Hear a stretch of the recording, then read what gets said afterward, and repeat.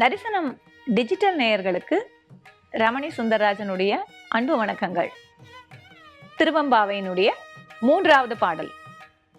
முத்தண்ண வெண்ணகையாய் முன் வந்து எதிர் எழுந்து என் அத்தன் ஆனந்தன் அமுதன் என்று உள்ளூரி தித்திக்க பேசுவாய் வந்துன் கடை திறவாய். பத்துடையீர் ஈசன் பழ அடியீர் பாங்குடையீர் புத்தடியோம் புன்மை தீர்த்து ஆட்கொண்டால் பொல்லாதோ. எத்தோ நின் அன்புடைமை எல்லோம் அறியாமோ சித்தம் அழகியார் பாடாரோ நம் சிவனை இத்தனையும் வேண்டும் எமக்கேலோர் எம்பாவாய்.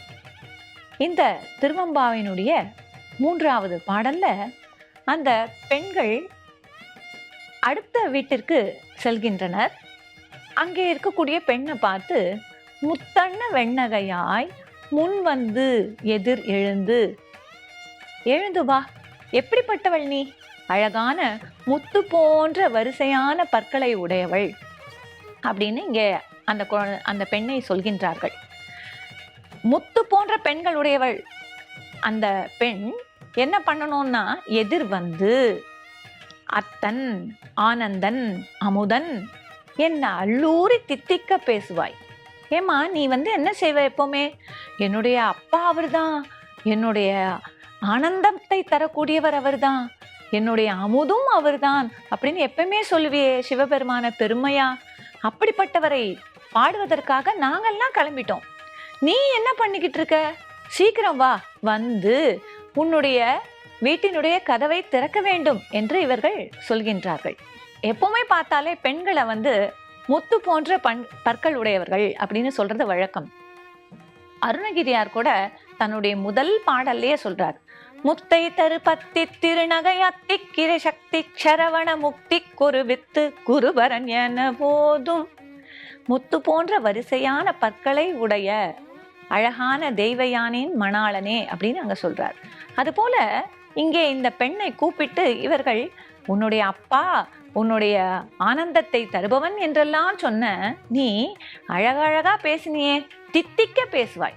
சில பேர் என்ன பண்ணுவோம்னா, நல்லா நாளைக்கு நான் கண்டிப்பா வந்துடுறேன், எப்படியாவது வந்துடுறேன்னு ரொம்ப அழகா சொல்லுவோம்.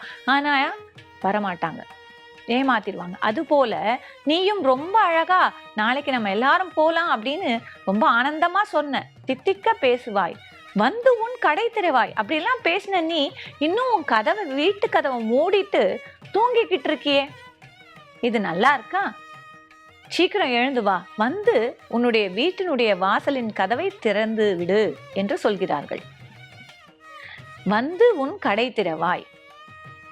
அடுத்ததா இவங்க சொல்றது என்னன்னா, புத்தொழியும் புன்மை தீர்ந்து ஆட்கொண்டால் பொல்லாதோ அப்படின்னு இங்கே மாணிக்க வாசகனார் ஒரு வார்த்தை சொல்றார். அந்த இடத்தை தான் நாம இன்னைக்கு எடுத்துக்க போறோம். புத்தடியும் புன்மை தீர்த்து ஆட்கொண்டால் பொல்லாதோ. நாங்க எல்லோரும் தவறு செய்பவர்கள் இல்லை இந்த உலகத்துலன்னு சொல்ல முடியுமானா முடியவே முடியாது. எல்லாரும் ஒவ்வொரு நேரத்துல காலகட்டத்துல தவறு செய்யக்கூடியவர்களாகத்தான் இருக்கும். அப்படி தவறு செய்து விட்டால் அதற்காக வருந்தினோம் ஆனால் போதும், இறைவன் ஓடி வந்து விடுவார். புத்தொடியும் புன்மை தீர்த்து ஆட்கொண்டால் பொல்லாதோ. இங்கே அந்த பெண்ணை உன்னுடைய வீட்டின் கதவை திறந்து விடு, பத்துடையீர் ஈசன் பழ அடியீர் பாங்குடையீர் புத்தடியோம் என்று சொல்கின்றார்கள். பத்துடையீர், இதை ஈசன் மீது பற்றுடையீர் அப்படின்னும் நம்ம சொல்லிக்கலாம். அதே நேரத்துல இந்த பத்துடையீர்ங்கிறது சிவபெருமானை வணங்கக்கூடியவர்களுக்கு இருக்கக்கூடிய 10 நற்செயல்களையும் குறிக்கிறது. அது என்ன அந்த 10 அப்படின்னா, திருநீறு பூசுதல், ருத்ராட்சம் அணிதல், அடியார்களுக்கு தொண்டு செய்தல், உழவார பணி செய்தல், அதே போல எல்லாருக்கும் தானம் செய்யக்கூடிய மனதை வளர்த்து கொள்ளுதல், தன்னுடைய கூட இருக்கக்கூடிய தோழிகள் மற்றும் அடியார்களிடம் அன்பான வார்த்தைகளை பேசுதல், இதெல்லாம் சிவபெருமானை வணங்கக்கூடிய அடியார்கள் செய்யக்கூடிய செயல்களாக சொல்கின்றார்கள். எப்படி செய்யணும் அப்படின்னா, இன்முகத்தோட அன்போட எல்லார்கிட்டையும் நாம பழக வேண்டும். அதனால்தான் அன்பே சிவம் அப்படிங்கிற வார்த்தை கூட வந்தது. அந்த பத்துடையீர் ஈசன் பழ அடியீர் பாங்குடையீர் எல்லோரும் எப்படிப்பட்டவர்கள்னா வழி வழியாக நாம் எல்லோரும் இறைவனின் அடிமைகளாக தான் வாழ்ந்து கொண்டிருக்கின்றோம். அப்படிப்பட்ட நாம் தவறு செய்யும் போது அதை மறந்து மன்னித்து நம்மை ஏற்று நமக்கெல்லாம் நன்மை தரக்கூடியவன் அந்த ஈசன். எப்படி? அந்த சுந்தரர் அவருடைய சரித்திரத்தை பார்த்தோம்னா அந்த புராணத்திற்கு தடுத்தாட்கொண்ட புராணம் அப்படின்ற பெயர் இருக்கு. இந்த ஆலால சுந்தரர் மானிட பிறவி எடுத்து இங்கே இருக்கும்போது ஒரு அரசனால் வளர்க்கப்படுகின்றார். அப்போ கல்யாண நேரம் வந்தாச்சு, பெண்ணை பார்த்தாச்சு, மாப்பிள்ளைக்கும் பொண்ணுக்கும் 2 பேருக்கும் பிடிச்சாச்சு.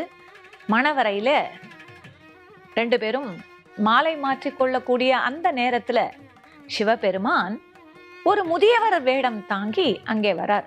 வந்து, சுந்தரா நீ எனக்கு அடிமை அப்படின்னு சொல்றார். ஏங்க, கல்யாண நேரத்துல ஒரு மாப்பிள்ளைய பார்த்து நீ எனக்கு அடிமை அப்படின்னு சொன்னா யாருக்குத்தான் கோபம் வராது? நம்முடைய சுந்தரருக்கும் கோபம் வருது. அவர் என்ன சொல்றார்? நீ என்ன பித்தனா? உனக்கு என்ன அறிவிருக்கிறதா? ஒரு நல்ல நேரத்துல வந்து அடிமை என்று பேசுகின்றாயே அப்படின்னு கேட்கிறார். அப்போ சுந்தரருடைய தாத்தா தனக்கு அடிமை சாசனம் எழுதி கொடுத்திருக்கிறார் அப்படின்னு ஒரு ஓலையை காட்டுறார் அந்த முதியவர். அதை வாங்கி படித்த சுந்தரரோ உடனே என்ன பண்றாரு? அடடா, இது என்னடா வம்பா இருக்கே அப்படின்னு நினைச்சு அந்த ஓலையை உடனே கிழிச்சு அந்த ஓமகுண்டத்திலே போட்டுடுறார்.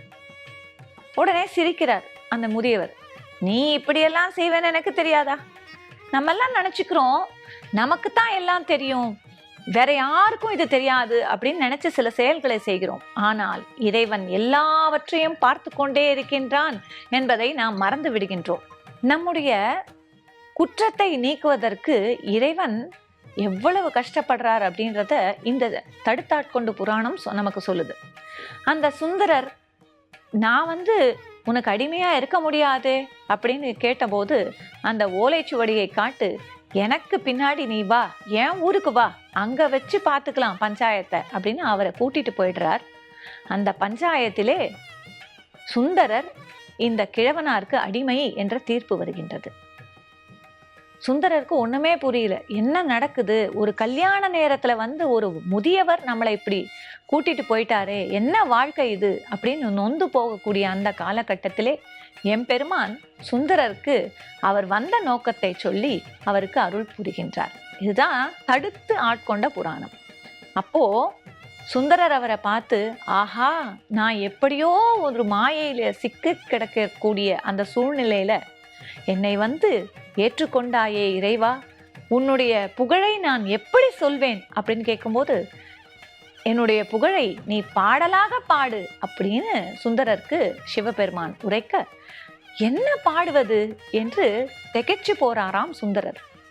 உடனே எம்பெருமானே அடி எடுத்து கொடுக்கின்றார். நீ என்ன முதல்ல பார்த்தோன்ன பித்தா அப்படின்னு தானே திட்டின, அதையே முதலடியா வச்சு பாடு அப்படின்னு சொன்னவுடன், பித்தா பிறை சூடி பெருமானே அருளாள எத்தால் மறவாதே நினைக்கின்றேன் மன துன்னை என்று அழகாக சுந்தரர் பாடுகின்றார்.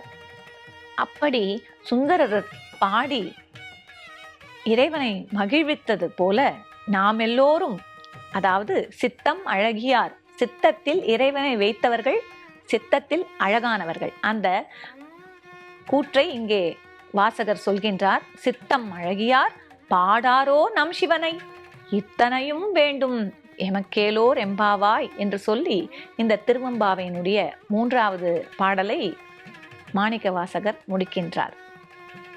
மீண்டும் அடுத்த திருவெம்பாவையில் சந்திப்போம்.